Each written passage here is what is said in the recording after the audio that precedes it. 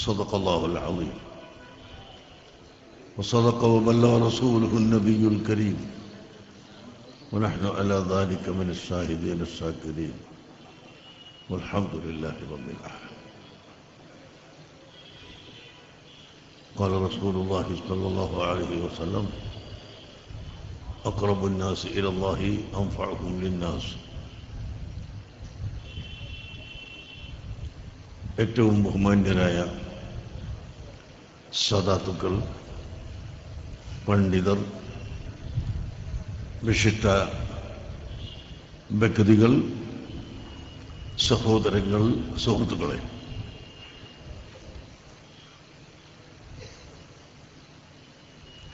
കേരള മുസ്ലിം ജമാഅത്ത് എന്ന ഈ സംഘടന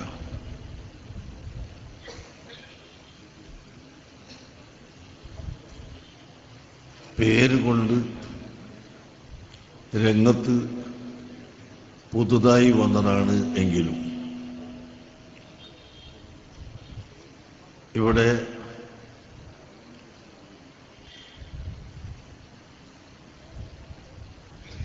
നമ്മുടെ കേരളക്കരയിൽ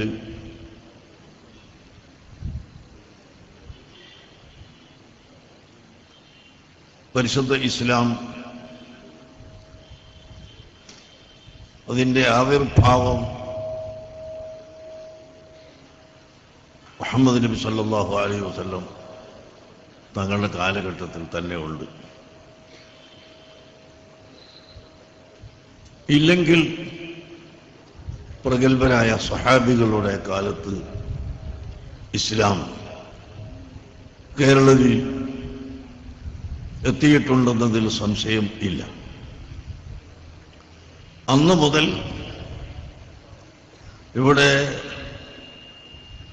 പ്രചരിച്ചു വരുന്നതാണ് ഇസ്ലാം. പ്രകോപനത്തിലൂടെയോ പ്രലോഭനത്തിലൂടെയോ ഇസ്ലാം വളർന്നിട്ടില്ല. അക്രമങ്ങളും അനീതിയും നടത്തിയല്ല ഇസ്ലാം ഇവിടെ പ്രചരിച്ചത്. എന്നും അക്രമത്തിനെതിരായി, അനീതിക്കെതിരായി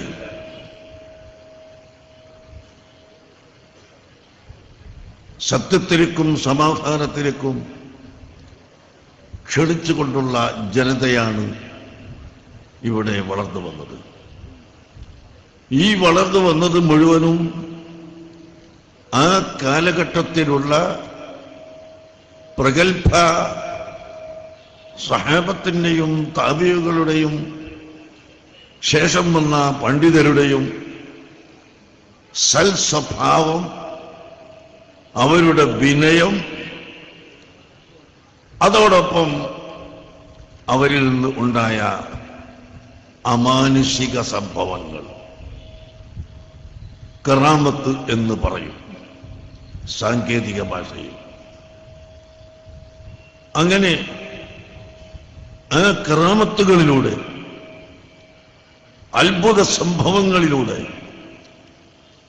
ഈ ലോകത്ത് ജനങ്ങൾ ഇസ്ലാം മതം ആശ്രയിലേക്ക് രക്ഷിക്കുകയായി.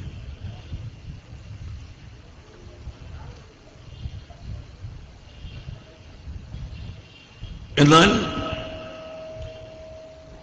ആ കാലഘട്ടത്തിൽ നിന്നും ഒരൽപ്പം വ്യതിയാനം ഇവിടെ ഉണ്ടാക്കാൻ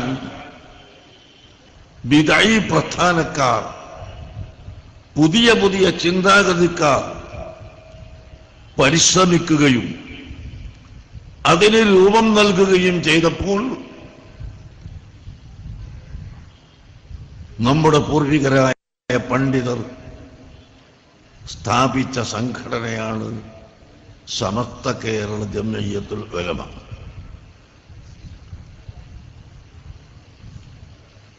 ആ മഹത്തായ സംഘടന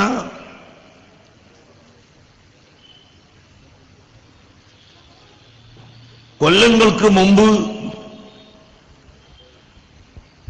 എഴുതി വച്ചിട്ടുണ്ട്. അതിൻ്റെ നിയമങ്ങളും ചട്ടങ്ങളും. ആ നിയമങ്ങളും ചട്ടങ്ങളും എഴുതിയ ഭരണഘടനയും ബൈലവും ഇന്നും ഇവിടെ നിലനിർത്തി വരുന്നുണ്ട് സമസ്ത കേരള ജമിയത്തുൽ ഉലമ. ബഹുമാനപ്പെട്ട മർഹൂം താജുൽ ഉലമ സയ്യിദ് അബ്ദുറഹ്മാൻ അൽ ബുഖാരി തങ്ങളവர்களுം മർഹൂം എം.എ. അബ്ദുൽ ഖാദർ മുസ്ലിയാർ അവർകളും ആയിരുന്നു അവരുടെ മരണം വരെ ആ സമസ്ത കേരള ജമിയത്തുൽ ഉലമയുടെ പ്രസിഡന്റുമാർ. അവരുടെ മരണശേഷം ഇന്ന് റഈസുൽ ഉലമ ഈ സുലൈമാൻ മുസ്ലിയാർ ആ പ്രസിഡന്റ് സ്ഥാനം നിർവഹിച്ചു വരുന്നു. വിനീതനായ ഞാൻ അന്നും ഇന്നും ജനറൽ സെക്രട്ടറിയായി പ്രവർത്തിക്കുന്നു. അങ്ങനെ സമസ്ത കേരള ജംഇയ്യത്തുൽ ഉലമ എന്ന അതിമഹത്തായ സംഘടന, ആ സംഘടനയുടെ ലക്ഷ്യം അഹ്ലുസുന്നത്തി വൽ ജമാഅത്തിന്റെ ആശയാദർശങ്ങൾ ഇവിടെ നിലനിർത്തുക, അതിനെതിരായി വരുന്ന മുഴുവൻ കക്ഷികളെയും നിയമവിധേയമായി പ്രതിരോധിക്കുക. അതാണ് ആ പ്രതിരോധം. ഒരിക്കലും നിയമങ്ങൾ കയ്യിലെടുത്തുകൊണ്ടല്ല. നിയമം കയ്യിലെടുക്കാൻ ഇന്ത്യ രാജ്യത്ത് ആർക്കും അധികാരമില്ല, അവകാശമില്ല. അതുകൊണ്ട് ഇന്ത്യൻ ഭരണഘടനയുടെ ഉള്ളിൽ നിന്നുകൊണ്ട് ഇന്ത്യ രാജ്യത്തിന്റെ നിയമത്തിൽ അടിയുറച്ചു നിന്നുകൊണ്ട് ഈ സംഘടന ഇവിടെ ശക്തമായി പ്രവർത്തിച്ചു വരുന്നു. ഈ സംഘടനയുടെ പ്രവർത്തന സൗകര്യത്തിന് വേണ്ടി നേരത്തെ സ്ഥാപിതമായ സംഘടനകൾ ഉണ്ട്. സമസ്ത കേരള സുന്നി യുവജന സംഘം SYS, അതുപോലെ Kerala state Sunni students federation SSF, management association തുടങ്ങിയ സംഘടനകൾ ഇവിടെ പ്രവർത്തിച്ചു വരുന്നുണ്ട്. എന്നാൽ സമസ്ത കേരള ജമിയത്തുൽ ഉലമയുടെ പ്രവർത്തനം, അതിന്റെ വ്യാപ്തി കൂടി വന്നപ്പോൾ, ആവശ്യം കൂടി വന്നപ്പോൾ ഇവിടെയുള്ള പ്രായമുള്ള ആളുകളെ കൂടി ഉൾപ്പെടുത്തി SYSന്റെ പ്രായമായ 50 വയസ്സ് വരെയുള്ള പ്രായം കഴിഞ്ഞവരെയും കൂടി ഉൾപ്പെടുത്തി നടത്തിവരുന്ന സ്ഥാപിച്ച ഒരു സംഘടനയാണ് കേരള മുസ്ലിം ജമാഅത്ത്. ഇത് ഒരു പുതിയ സംഘടനയല്ല. നേരത്തെ ഇവിടെയുള്ള സമസ്ത കേരള ജമിയത്തുൽ ഉലമയുടെ ആദർശവും ലക്ഷ്യവും പ്രചരിപ്പിക്കുന്നതിനുള്ള അഹ്ലുസുന്നത്തി വൽ ജമാഅത്തിന്റെ സംഘടനയാണ് എന്ന് ഞാൻ ആവർത്തിച്ച് പറയുന്നു. എന്നാൽ നമ്മുടെ ഈ സ്റ്റേജിൽ ഇപ്പോൾ ഞാൻ കരുതുകയാണ്, എലക്ഷൻ പ്രഖ്യാപിച്ച സ്ഥിതിക്ക് ഞാൻ എന്തെങ്കിലും പറയുമോ എന്ന് ഭയപ്പെടുന്ന പലരും ഈ സ്റ്റേജിലുണ്ട്, അല്ലെങ്കിൽ കരുതുന്നവരുണ്ട്. ഞങ്ങൾക്ക് ആവർത്തിച്ച് പറയാനുള്ളത്, ഈ സംഘടന രൂപീകരിച്ചപ്പോൾ തന്നെ ഞങ്ങളെ അങ്ങോട്ടും ഇങ്ങോട്ടും പിടിച്ചു വലിച്ച് രാഷ്ട്രീയ സംഘടനയാക്കി മാറ്റാൻ ശ്രമിച്ചവരെ പരാജയപ്പെടുത്തിക്കൊണ്ട് ഞങ്ങൾ ഔദ്യോഗികമായി പ്രഖ്യാപിച്ചതാണ് കേരള മുസ്ലിം ജമാഅത്ത് രാഷ്ട്രീയ സംഘടന അല്ല. അല്ലെന്ന് മാത്രമല്ല ഒരിക്കലും രാഷ്ട്രീയ സംഘടനയായി ഞങ്ങൾ മാറുകയുമില്ല. അതിനാർക്കും സംശയം വേണ്ട. പക്ഷേ ഇവിടെ ഗവൺമെന്റ് എന്ത് നിയമം കൊണ്ടുവന്നാലും അതിനെ ആമന്ന സല്ലംന എന്ന് ചൊല്ലി അണങ്ങി നിൽക്കാനും ഈ സംഘടന തയ്യാറാവുകയില്ല. ഗവൺമെന്റ്, ഭരിക്കുന്ന ഗവൺമെന്റ്, അത് ഏത് ഗവൺമെന്റ് ആയാലും, കേന്ദ്ര ഗവൺമെന്റ് ആയാലും കേരള ഗവൺമെന്റ് ആയാലും, ആര് ഭരിച്ചാലും ഭരിക്കുന്നവർ ആലോചിച്ച്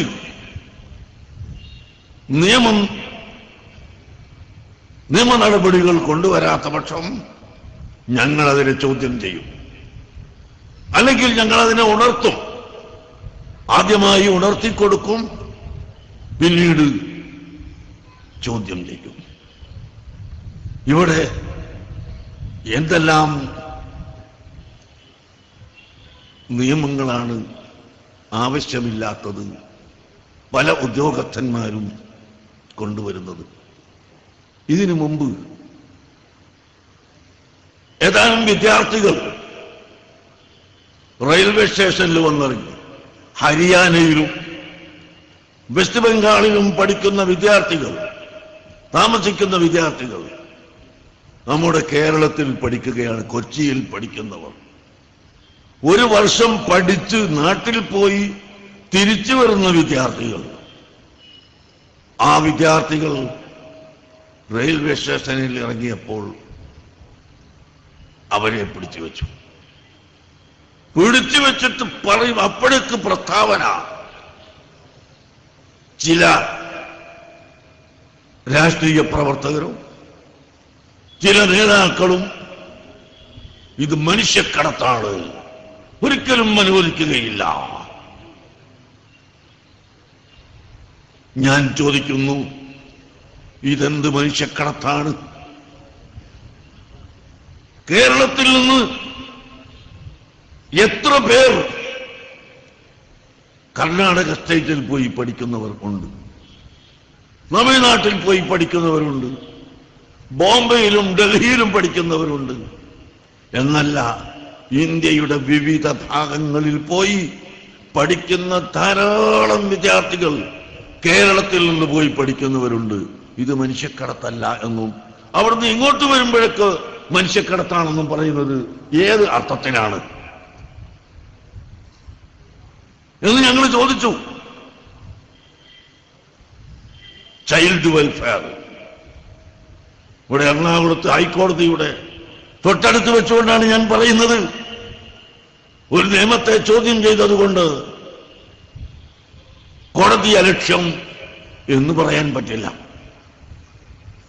നിയമത്തിലൂടെ ചോദിക്കാം. കോടതി എന്നും പറയുന്നതല്ലല്ലോ. കോടതി എപ്പോഴും വളരെ ചിന്തിച്ച് ന്യായമായി പറയുന്നവരാണ് 99% എന്നാണ് ഞാൻ വിശ്വസിക്കുന്നത്. ആ കോടതിയോട് ഞങ്ങൾ പറഞ്ഞു. പക്ഷെ ഇന്നും അത് തീർപ്പായിട്ടില്ല. ഗവൺമെന്റിനോടും, ഇന്ന് നിലവിലുള്ള ഗവൺമെന്റിനോടും, ഇനി വരാനിരിക്കുന്ന ഗവൺമെന്റിനോടും ആരായാലും ഞാൻ പറയുന്നു, നിങ്ങൾ കൂടുതൽ ചിന്തിക്കണം. എന്താണ് ഈ കുട്ടികൾ ഇവിടെ പഠിച്ചാലുള്ള ദോഷം? മുക്കം യതീംഖാനയിൽ കുറെ വിദ്യാർത്ഥികളെ കൊണ്ടുവന്നു, അവരെയും പിടിച്ചു വെച്ചു. പക്ഷേ ഈ പിടിപ്പിച്ചവരുണ്ടായിരുന്ന ഒരു കൂട്ടരിൽ അവരുടെ ലക്ഷ്യം മർക്കത്തിൽ കൊണ്ടുവന്ന കാശ്മീരി കുട്ടികളെ പിടിക്കണമെന്നതായിരുന്നു. അത് നടന്നില്ല. എന്താണ് നടക്കാതിരുന്നത്? കാശ്മീർ മുഖ്യമന്ത്രി നേരിട്ട് ഉദ്യോഗസ്ഥന്മാരെ അയച്ചുകൊണ്ട് മർക്കത്തിൽ വരെ എത്തിച്ചു ഞങ്ങളെ ഏൽപ്പിച്ചു തരികയും അവിടെ നിന്ന് പഞ്ചായത്തിന്റെയും മുനിസിപ്പാലിറ്റിയുടെയും കോർപ്പറേഷന്റെയും എല്ലാം രേഖയോടുകൂടി കൊണ്ടുവന്ന വിദ്യാർത്ഥികളായിരുന്നു. ആ വിദ്യാർത്ഥികൾ ഞങ്ങൾ ഓർഫനേജിൽ ചേർത്തി അവരുടെ പേരിൽ ഗവൺമെന്റിൽ നിന്ന് കാശ് വാങ്ങാറുമില്ല. ഗവൺമെന്റിൽ നിന്ന് ഒരു കാശ് പോലും അതിന്റെ പേരിൽ വാങ്ങാറുമില്ല. നല്ലവരായ ജനങ്ങളോട് സംഭാവന വാങ്ങി ആ സംഭാവന കൊണ്ട് വിദ്യാർത്ഥികളെ പഠിപ്പിക്കുകയാണ് ചെയ്തത്. അൽഹംദുലില്ലാഹ് കാശ്മീരിൽ നിന്ന് വരുന്ന പല കുട്ടികളും അവിടെ വന്നിരുന്ന കാലത്ത് പാകിസ്ഥാൻ സിന്ദാബാദ് വിളിക്കുന്നവരുണ്ടായിരുന്നു.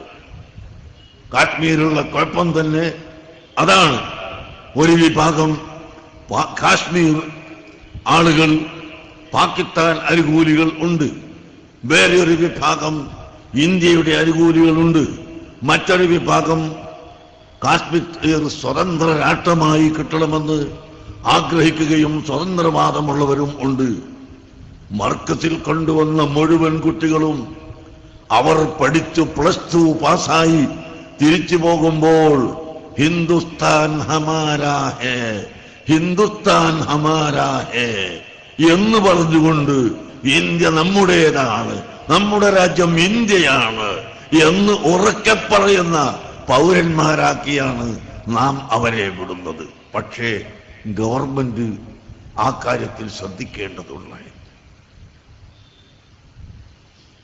അതുപോലെ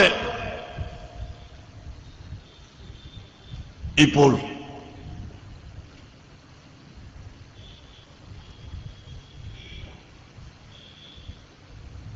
യതീംഖാന കൺട്രോൾ ബോർഡ് അതിൽ രജിസ്റ്റർ ചെയ്ത വിദ്യാർത്ഥികളെ വീണ്ടും JJ ആക്ട് പ്രകാരം പുതിയ ഒരു രജിസ്ട്രേഷൻ വേണമെന്ന് പറയുന്നു. എന്താണ് ഇത് ചെയ്യുക? ഞങ്ങൾ ആലോചിച്ചുകൊണ്ടിരിക്കുകയാണ്. ഇവിടെയുള്ള എല്ലാ കക്ഷികളും അഭിപ്രായ വ്യത്യാസങ്ങൾ മറന്നുകൊണ്ട് യോജിച്ച് മീറ്റിംഗ് കൂടി ആലോചിച്ച് ഞങ്ങൾ നടപടിയെടുക്കേണ്ടത് എന്താണെന്ന് തീരുമാനിച്ചുകൊണ്ടിരിക്കുകയാണ്. എന്താണ് ഇതിന്റെ അർത്ഥം? അതിന്റെ അർത്ഥം മറ്റൊന്നുമല്ല, ഈ നാട്ടിൽ പ്രത്യേകിച്ച് കേരളയിൽ വളരെ കൃത്യമായി വിദ്യാർത്ഥികളെ പഠിപ്പിക്കുന്ന സമ്പ്രദായമുണ്ട്. ഇതിനെ പൊളിച്ചു കളയണം എന്ന ലക്ഷ്യമല്ലാതെ മറ്റൊന്നുമില്ല. 100 വിദ്യാർത്ഥികളെ പഠിപ്പിക്കുന്നതിന് 40ഓളം ഉദ്യോഗസ്ഥന്മാർ വേണമെന്നും 15 വിദ്യാർത്ഥികളിലധികം ഒരാൾക്ക് പഠിപ്പിക്കാൻ പാടില്ലെന്നും അവർക്ക് അനേകം സൗകര്യങ്ങൾ വേണമെന്നും എല്ലാം ഉൾക്കൊള്ളുന്ന ഈ JJ ആക്ട് എവിടുന്ന് കൊണ്ടുവന്നതാണ് എന്ന് നമുക്ക് മനസ്സിലാകുന്നില്ല. എന്തിനു കൊണ്ടുവന്നതാണ് എന്ന് ചിന്തിക്കാൻ ഇവിടെയുള്ള ആരെയും കണ്ടില്ല. അത് ഞങ്ങൾക്ക് വേദനയുണ്ട്. പണ്ട് എന്റെ ചെറുപ്പത്തിൽ പാലക്കാട് ജില്ലയിൽ നിന്ന് തൃശ്ശൂർ ജില്ലയിലേക്കും എറണാകുളം ജില്ലയിലേക്കും നെല്ലും അരിയും കടത്താൻ പാടില്ലായിരുന്നു. ഈ മന്ത്രിമാരൊക്കെ വരുന്നതിന് മുമ്പുള്ളതാ. പുതുപ്പാടി പഞ്ചായത്തിൽ നിന്ന് കൊടുവള്ളി പഞ്ചായത്തിലേക്ക് നെല്ല് കൊണ്ടുവന്നാൽ പിടിക്കും പോലീസ്. അങ്ങനത്തെ വിഡ്ഢിത്തം തീരുമാനമായിരുന്നു അന്ന്. അതിന് മങ്ങാട് ജുമാഅത്ത് പള്ളിയിലെ ഒരു വയസ്സൻ മുക്കുകയുണ്ടായിരുന്നു, മൊയ്തീൻകുട്ടിയ മുല്ലാക്ക. ഇയാൾ പോയിട്ട് പുതുപ്പാടിയിൽ നിന്ന് നെല്ലും കൊയ്ത് രാത്രി കാളവണ്ടിയിൽ വെച്ചിട്ട് വരുമ്പോ രാത്രി വന്ന് പോലീസുകാരെ പിടിച്ചു. വിളിച്ചപ്പോ എന്നെ ധാരാളം ചോദിച്ചു, വൈവോക്കരാന്ന് പറഞ്ഞു. വൈവോക്കരാണ്. ആ വൈവോക്കർ അഡ്രസ് ഉണ്ണികുളം വട്ടോളി ഇളയത്തിൽ നിന്നൊക്കെ എഴുതി കൊടുത്തു. ആ പോയിക്കോ, നാളെ ഇവിടെ വരണമെന്ന് പറഞ്ഞു. എവിടെ നാളെ? വൈവോക്കർ എന്നുള്ള ഒരാളുണ്ടോ? വൈവോക്കർ എന്നല്ല, വഴി പോകുന്ന ആളുകളെ അർത്ഥം പഴയ ഭാഷയാ. ഈ പോലീസുകാരന് അന്നത്തെ പോലീസുകാരനാ വൈപോക്കരുതല്ലാതെ പോക്കരുതാണ് പേര് മനസ്സിലാക്കി. പിറ്റേന്ന് ചെന്നിട്ട് വൈപോക്കർ എവിടെയെന്ന് അന്വേഷിച്ചിട്ട് കിട്ടാനില്ല.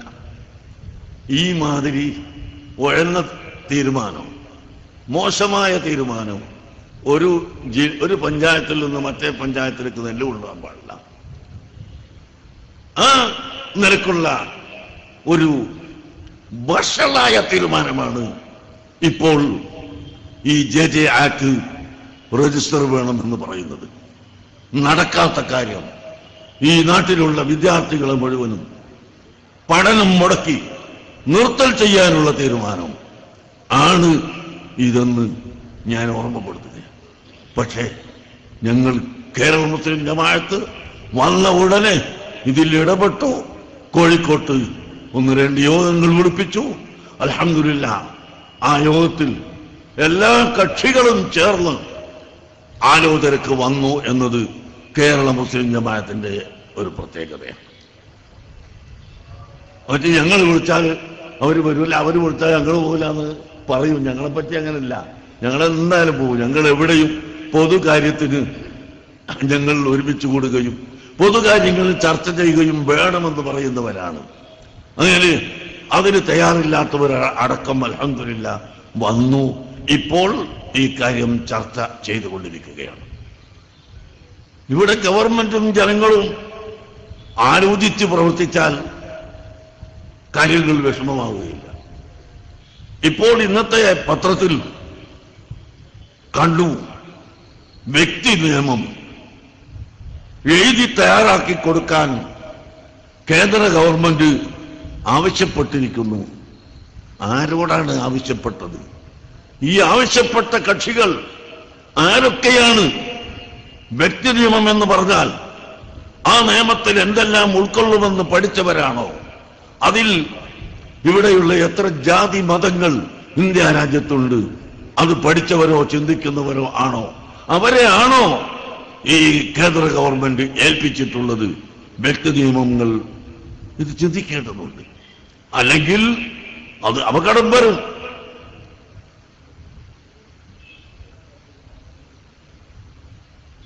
ഇതെല്ലാം പറഞ്ഞാൽ എന്ത് പറഞ്ഞാലും രാഷ്ട്രീയം രാഷ്ട്രീയം എന്ന് പറഞ്ഞു കളയും.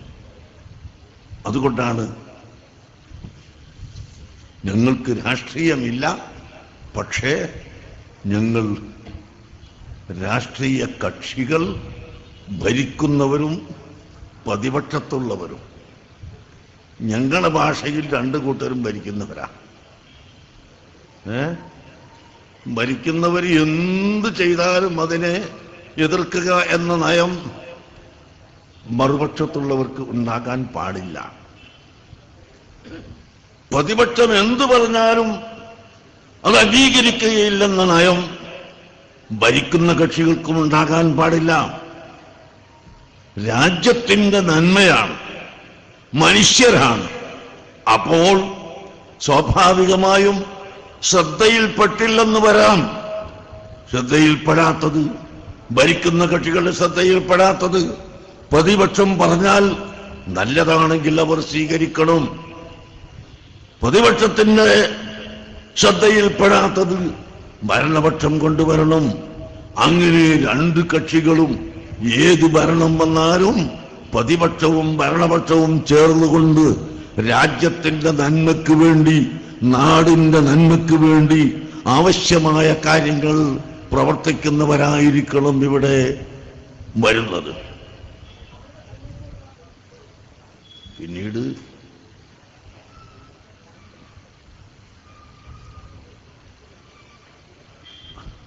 ബാക്കി ഞാൻ പറയുന്നില്ല. എന്തെല്ലാം കുഴപ്പങ്ങളാണ് ഇവിടെ സഹോദരന്മാരെ. അതുകൊണ്ട് ഈ കേരള മുസ്ലിം ജമാഅത്ത് രാഷ്ട്രീയ സംഘടനയാണെന്ന് ആരും മനസ്സിലാക്കണ്ട. ഞങ്ങൾ ഒരിക്കലും പറയില്ല. ഇപ്പോൾ ഇവിടെ ഇരിക്കുന്നു, എൻ്റെ സ്റ്റേജിൽ ഇവിടെ മത്സരിക്കാൻ പോകുന്ന ആളുകൾ, ഇന്ന് ഭരിച്ചുകൊണ്ടിരിക്കുന്ന ആളുകൾ ഉണ്ട്, ഇനി പുതുതായി വരുന്നവരുണ്ട്. എല്ലാവരും മത്സരിക്കാൻ വരുന്നു.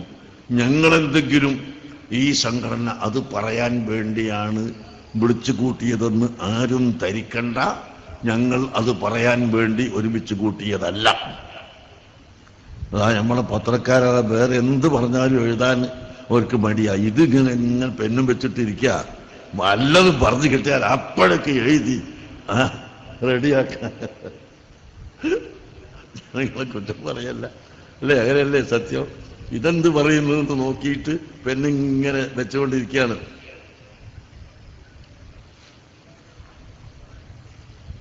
കാരണം ഞങ്ങളത് പറയാത്തത് ഞങ്ങൾക്കെല്ലാവരും വേണം. ഞങ്ങൾക്കിവിടെ എല്ലാവരും വേണം. ഒരു പള്ളിയിലെ ഖത്തീബിനോട് ഞങ്ങളുടെ നിർദ്ദേശം, നിങ്ങൾ ഒരു രാഷ്ട്രീയക്കാരനാവരുത്. കാരണം നിങ്ങളെ തുടർന്ന് നിസ്കരിക്കുന്നവർ വിവിധ രാഷ്ട്രീയക്കാരുണ്ടാകും. നിങ്ങൾ ഒരു രാഷ്ട്രീയക്കാരനായാൽ ഒരു വിഭാഗത്തിന് നിങ്ങളോട് എതിർപ്പ് വരും. അതുകൊണ്ട് പള്ളിയിലുള്ള ഖത്തീബ് ഒരു രാഷ്ട്രീയക്കാരനാവരുത്, ഒരു കക്ഷിയാവരുത്.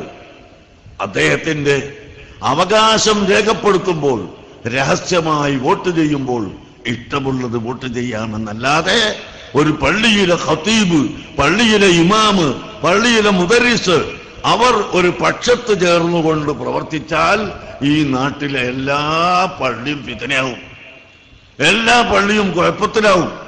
ഇതാണ് ഞങ്ങൾ പറയുന്ന നിർദ്ദേശം. ഞങ്ങളെ സംബന്ധിച്ച് നിങ്ങൾ പഠിക്കണം. ഈ ആക്ഷേപിക്കുന്ന ആളുകൾ ഞങ്ങളെ ഒന്ന് പഠിക്കണം. ഞാൻ പറയട്ടെ, ഒരൊറ്റ വാക്കുകൂടി പറഞ്ഞ് ഞാൻ നിർത്തുകയാണ്. കാരന്തൂരിലെ മർക്കസ് തഖാഫത്തി സുന്നിയയിൽ അതിന്റെ മെയിൻ ക്യാമ്പസുമായി ബന്ധപ്പെട്ടുകൊണ്ട് 25,000 കുട്ടികൾ പഠിക്കുന്നുണ്ട്. അതിന്റെ കീഴിൽ കാശ്മീരിലും അന്തമാനിലും ഇന്ത്യയുടെ എല്ലാ ഭാഗങ്ങളിലും പഠിക്കുന്നത് വേറെയും ഉണ്ട്. എന്നാൽ നാളെ രാവിലെ നിങ്ങൾ വരൂ, ഈ 25,000 കുട്ടികളെയും നിങ്ങൾക്ക് നിർത്തിത്തരാം. അവരോട് ചോദിക്കാം, അല്ല മക്കളെ, ഇവിടെ വല്ല രാഷ്ട്രീയവും പഠിപ്പിക്കുന്നുണ്ടോ? നിങ്ങൾ ഏതെങ്കിലും ഒരു രാഷ്ട്രീയ പാർട്ടിയിൽ ചേരണമെന്ന് ഉസ്താദുമാര് പറയുന്നുണ്ടോ എന്ന് നിങ്ങൾക്ക് ചോദിക്കാം. ഉണ്ട് എന്ന് ഒരൊറ്റ കുട്ടി പോലും നിങ്ങൾക്ക് മറുപടി പറയില്ല. കാരണം ഞങ്ങളതാണ് പഠിപ്പിക്കുന്നത്. മാത്രമല്ല, ഞങ്ങള് സ്കൂളിന്റെ കമ്പൗണ്ടിലേക്ക് കടന്നാൽ ഒരൊറ്റ അധ്യാപകനും രാഷ്ട്രീയം പറയാൻ പാടില്ലെന്നാണ് ഞങ്ങൾ കർശനമായ നിയമം.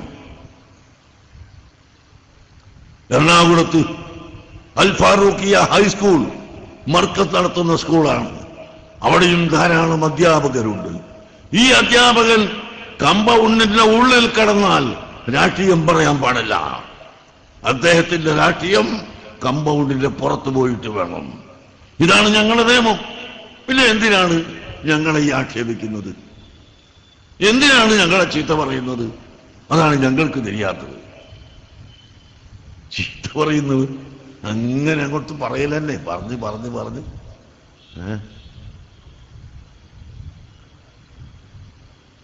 ഈ നെഗറ്റീവ് മാത്രം നോക്കി നടക്കുന്നവർക്ക് എന്താണ് പറഞ്ഞുകൂടാത്തത്? സഹോദരങ്ങളെ, അതുകൊണ്ട് ഈ നാട്ടിൽ ഞങ്ങൾ ചെയ്യുന്ന പ്രവർത്തനം നോക്കുക. ഞങ്ങൾ ഇവിടെ നടത്തുന്ന സമസ്ത കേരള ജമിയത്തുൽ ഉലമയും അതിൻ്റെ കീഴ്ഘടകമായ കേരള മുസ്ലിം ജമാഅത്ത്, SYS-ഉം SSF-ഉം ഞങ്ങളുടെ സംഘടനകൾ ഇവിടെ നടത്തി വരുന്ന പ്രവർത്തനം അതേതാണെന്ന് നിങ്ങൾ നോക്കി കണ്ടുപഠിക്കൂ. അത് പഠിച്ചിട്ട് പ്രവർത്തിക്കൂ. നിങ്ങൾ പറയൂ, അല്ലാതെ നിങ്ങൾ പറഞ്ഞിട്ട് കാര്യമില്ല. എൻ്റെ അടുത്ത നാട്ടിൽ ഒരു സഹോദരനുണ്ടായിരുന്നു. അള്ളാഹുകൾക്ക് പുറത്തു കൊടുക്കട്ടെ, മരിച്ചുപോയി. എന്നാൽ അദ്ദേഹത്തിൻ്റെ സഹോദരിയുടെ മകൻ ഒരു പ്രാസംഗികനാണ്. ഈ പ്രാസംഗികന് ഒരു ദിവസം പറഞ്ഞു, എൻ്റെ അമ്മാവൻ്റെ കഴുത്ത് ഉളുക്കിപ്പോയി, മർമാണി തൈലത്തിന് വില കൂടി. വലിയ രസികനാ പ്രാസംഗികൻ.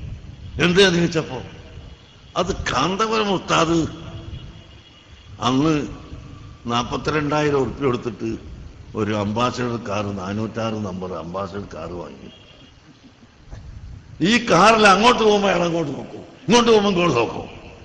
അങ്ങ് അത പോണെന്ന് പറഞ്ഞിട്ട് നോക്കി അയാളെ കഴുത്ത് നോക്കിപ്പോയി.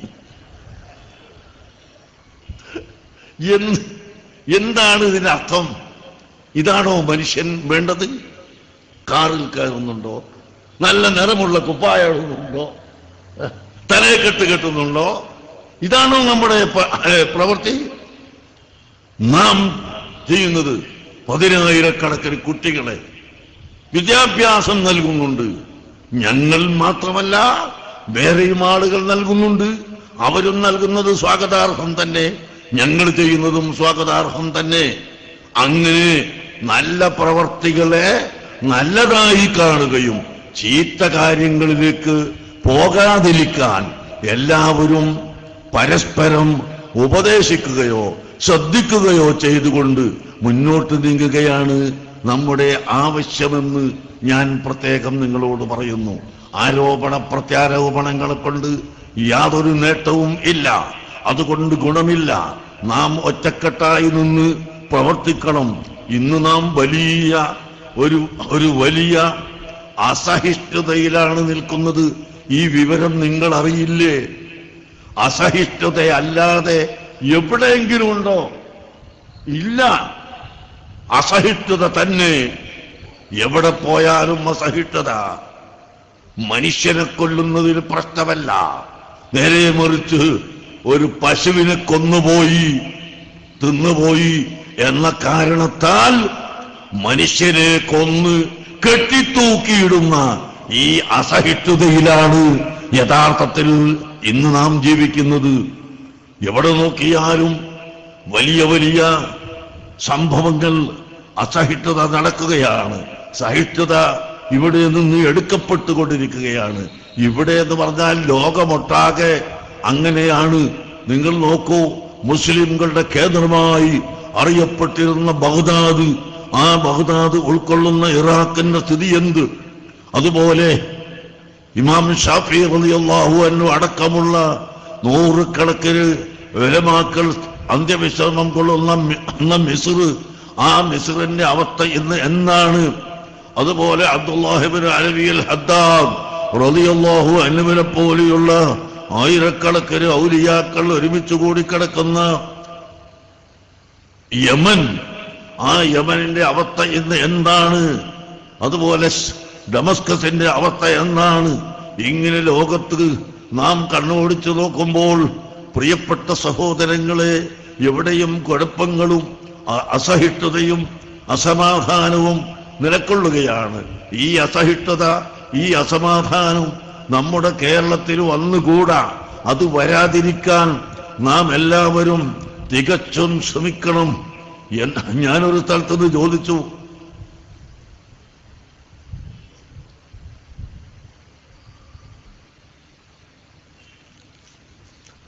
ദൈവമായതുകൊണ്ട്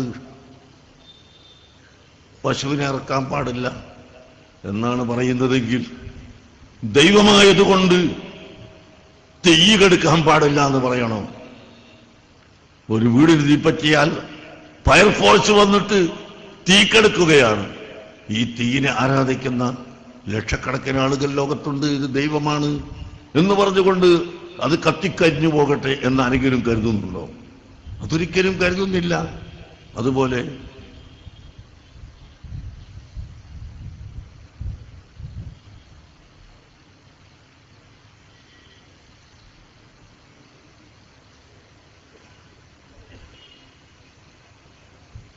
അതുകൊണ്ട്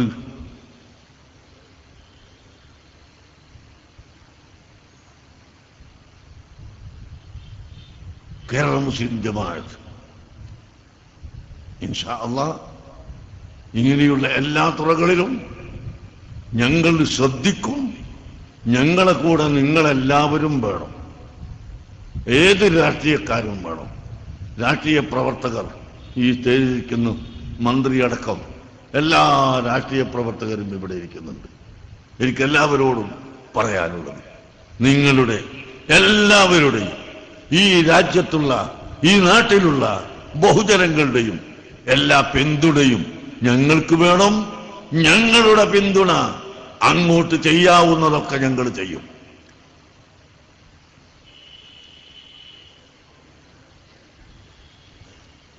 അങ്ങനെ ഈ നാട് അസഹിഷ്ണുതയിലേക്ക് പോകാതെ, അസമാധാനത്തിലേക്ക് പോകാതെ സഹിഷ്ണുതയും സമാധാനവും ഐക്യവും നിലനിൽക്കുന്നതിന് വേണ്ടി വളരെയധികം ശ്രമിക്കണമെന്ന് ഞാൻ ഈ സമയത്ത് ഓർമ്മപ്പെടുത്തുകയാണ്. ഇവിടെ സമസ്ത കേരള ജമിയത്തുൽ ഉലമ രണ്ട് കക്ഷിയായി പിരിഞ്ഞു. കുറെ കാലമായി അതിന്റെ പ്രവർത്തനം അങ്ങനെ നടക്കുന്നു. അന്നു മുതൽ ഇന്ന് വരെ ഞങ്ങൾ പറഞ്ഞുകൊണ്ടിരിക്കുന്നു, സംഘടന ഇവിടെ പലതും ഉണ്ട്. സമസ്ത മാത്രമല്ല, വേറെയും പല സംഘടനകളും ഉണ്ട്. എന്നാൽ എല്ലാ സംഘടനകളും സംഘടനകളായി തന്നെ പ്രവർത്തിക്കട്ടെ. അഹ്ലുസുന്നത്തി വൽ ജമാഅത്തിൽ വിശ്വസിക്കുന്ന എല്ലാവരും യോജിച്ച് പ്രവർത്തിക്കുക എന്ന് ഞങ്ങൾ എന്നും പറഞ്ഞുകൊണ്ടിരുന്നതാണ്.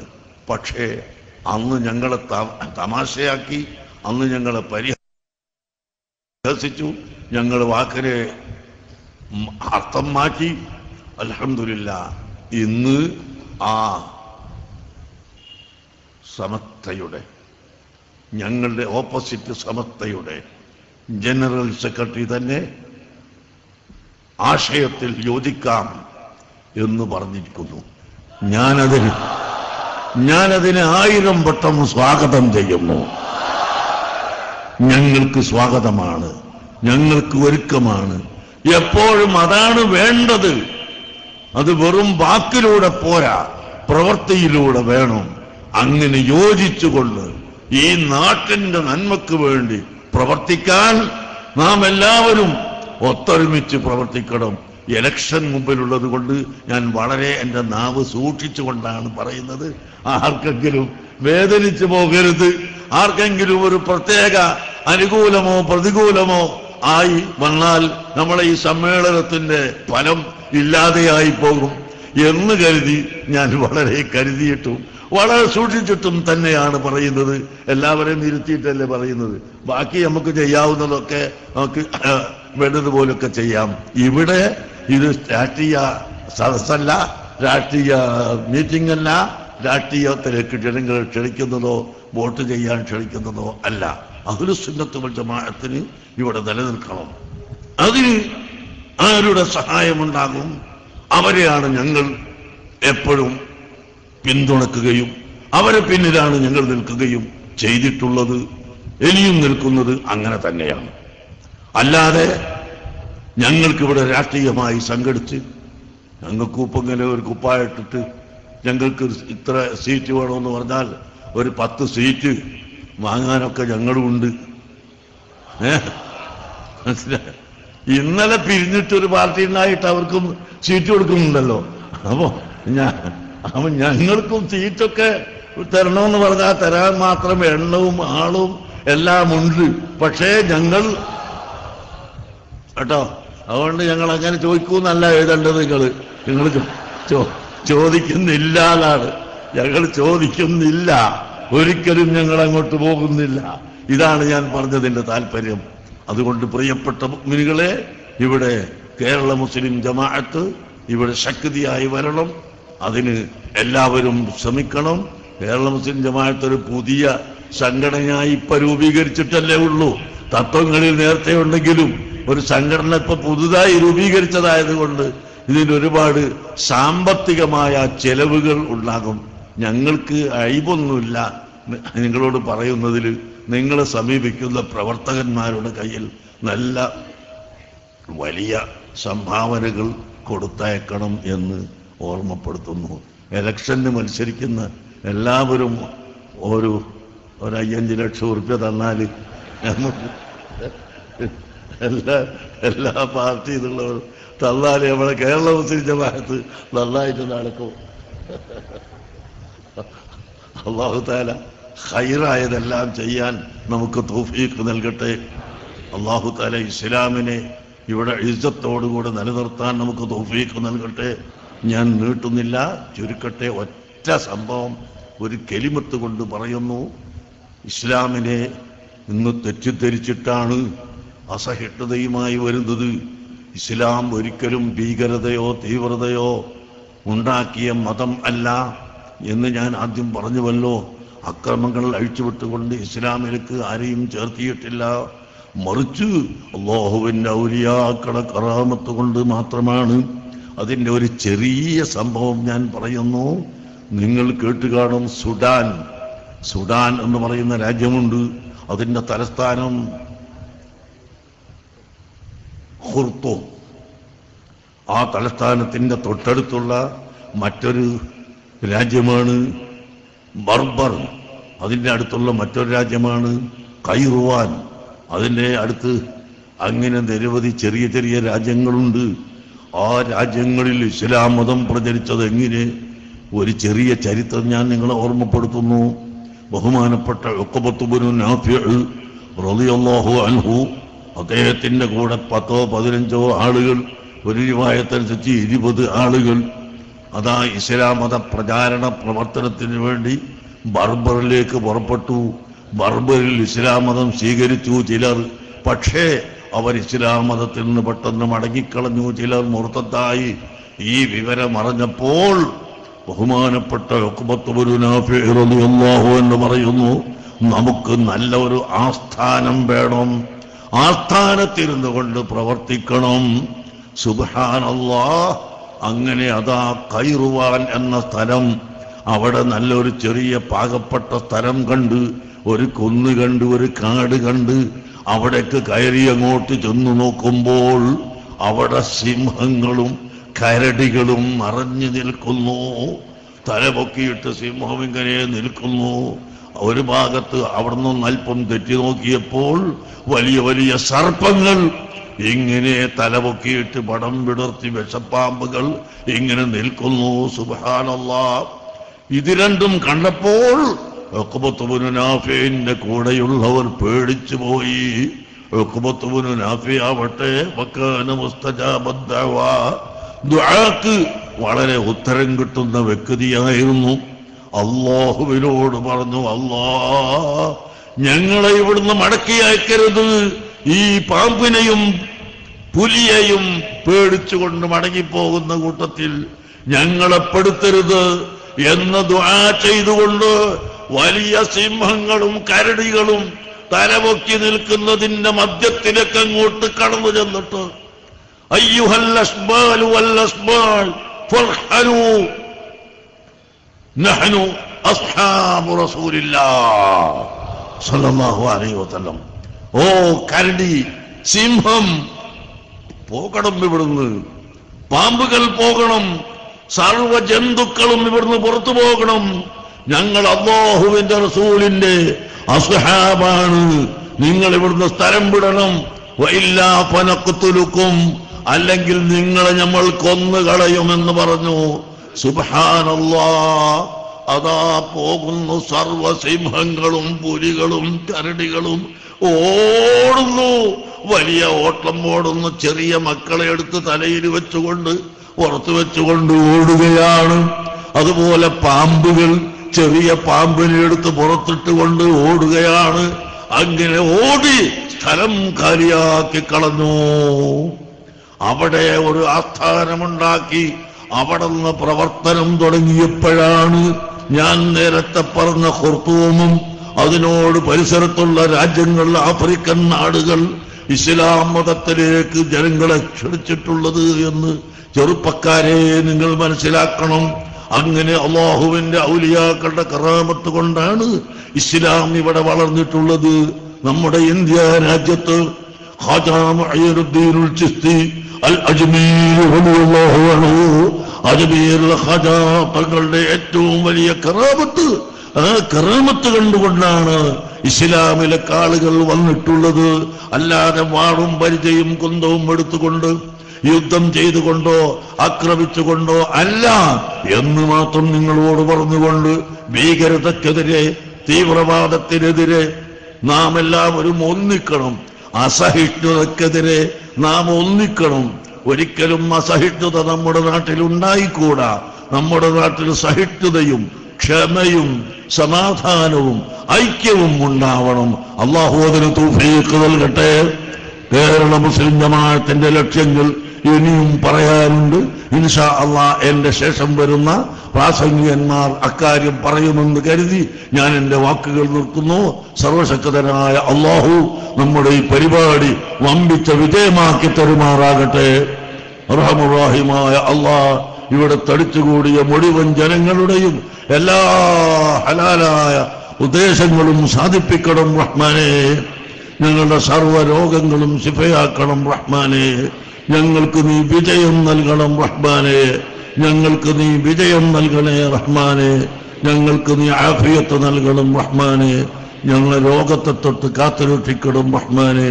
ഞങ്ങളിലും മരിച്ചുപോയവരുടെ ഖബറിനെ നീ സ്വർഗ്ഗതോപ്പാക്കണം റഹ്മാനേ. താജുൽ ഉലമയുടെയും എം.എ. നൂറുൽ ഉലമ എം.എ. ഉസ്താദിന്റെയും അതുപോലെ ഉസ്താദുൽ അസാതീദിന്റെയും മറ്റു ഉലമാക്കളുടെയും സാദാത്തുക്കളുടെയും എല്ലാവരുടെയും ഖബറിനെ നീ സ്വർഗ്ഗതോപ്പാക്കണം റഹ്മാനേ. അവരെ ദർജനെ ഏറ്റണം റഹ്മാനേ. ഞങ്ങളെ സദസ്സിന്റെ അലങ്കാരമായി ഇവിടെ ഞങ്ങൾക്ക് ദുആ ചെയ്തു തന്ന ബഹുമാനപ്പെട്ട സയ്യിദ് അലി ബാഫഖി തങ്ങൾ അവരുകളും അതുപോലെ ഇബ്രാഹിം ഖലീൽ തങ്ങളും മറ്റൊരുപാട് സയ്യിദന്മാർ ഇവിടെ സ്റ്റേജിലുണ്ട്. അവർക്കും അല്ലാത്തവർക്കുമെല്ലാം നീ ദീർഘായുസ്സും ആഫിയത്തും പ്രദാനം ചെയ്യണം റഹ്മാനേ. ബിറഹ്മതിക യാ അർഹമർ റഹീമീൻ. വസല്ലല്ലാഹു അലാ സയ്യിദിനാ മുഹമ്മദ് വആലിഹി വസഹ്ബിഹി അജ്മഈൻ വൽഹംദുലില്ലാഹി റബ്ബിൽ ആലമീൻ.